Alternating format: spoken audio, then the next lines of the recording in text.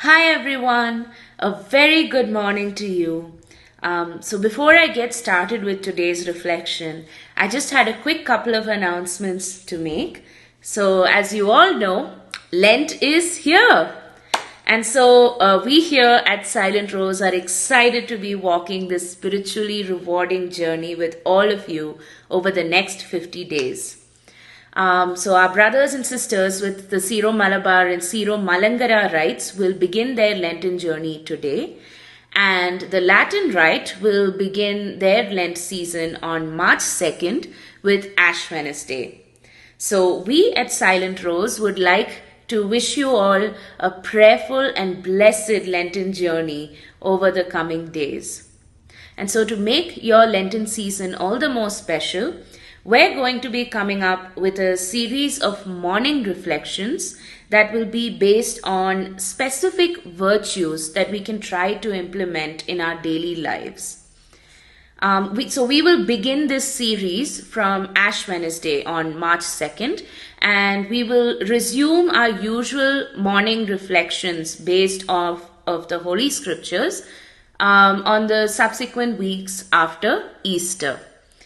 And also, another thing we're planning to do is closer to Holy Week, we will begin to have daily evening reflections based on the 14 stations of the cross. And so, another thing that we wanted to let you know is that all of these contents, we will be doing our best to provide it to you in both English and Malayalam. So, there will definitely be something for everybody within this channel. And also another thing to note is that the Silent Rose Psalmistry and the Sunday Gospel Reflection series, which we have been doing over every weekend, those will continue on as usual.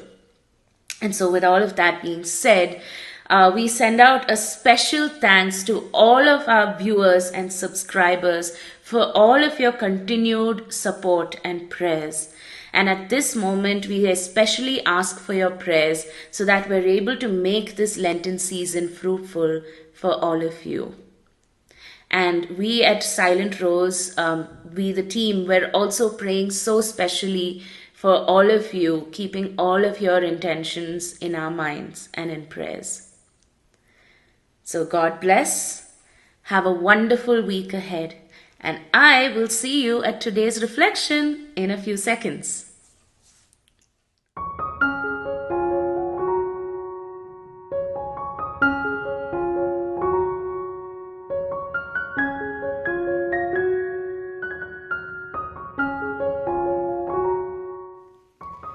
Now let's get started with our reflection for the day. Some of you at this point might be wondering, what should I give up this Lent? Some of you might even be thinking, why should I give up anything at all? I'm a good Christian. I go to church. I'm regular with my rosaries and evening prayers. And I'm most definitely going to attend the Stations of the Cross every Friday. So I'm sure God is happy with me anyways. So why should I fast or abstain from anything? So here's the thing with fasting and abstinence. There is more to them than just following the herd or just following a rule that is set by the church for the Lenten season. Lent is a penitential season in which we strive to atone for our sins and purify our lives. In this season, fasting and abstinence are integral practices that can help us in building virtue and self-mastery within us. It is a period through which you are teaching yourself that you are in control of your body and mind, and that everything that you are belongs to the mercy of God the Father. Most times, unknowingly, we can be controlled by the desire of our body or mind. This can be as a desire of power or wealth or sexual intimacy, or even in simple things like your favorite food or TV shows. Now, as long as these desires have control over you, you will be tempted to seek out and gratify these desires. You become a slave rather than a master of your senses. We must ask ourselves, why do we want to be slaves when Jesus died on the cross to set us free from this slavery? Let's take the example of the Israelites, whom God set free from the Egyptians in the book of Exodus. The journey in the wilderness was never easy, but God did everything He could to provide them with everything they needed. God has set them free and is taking them to the promised land that flows with milk and honey.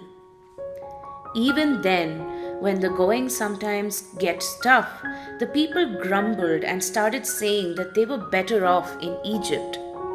This is exactly how the opponent deceives us.